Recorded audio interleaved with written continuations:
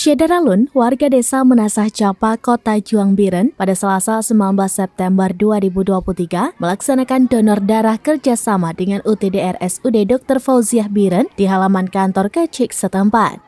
Warga membentuk komunitas Capa Blood Supply atau CBS semacam bank darah. Para pendonor umumnya warga setempat datang satu persatu ke komplek kantor kecik dan mendaftar untuk ikut donor darah.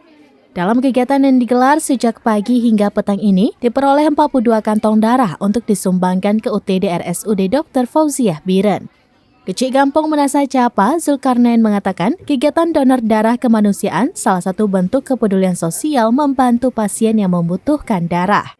Selain donor darah, katanya warga juga membentuk komunitas CBS sejenis bank darah. Warga siap melakukan donor darah secara rutin bersama UTD RSUD Biren, pelaksanaan donor darah UTD RSUD Dr. Fauziah Biren. Di waktu tertentu, petugas UTD meminta pihak keluarga pasien untuk melakukan donor darah atau mencari pendonor darah karena persediaan darah di UTD dalam keadaan kosong. Dari Biren, Yusmandin Idris, Suramines.com.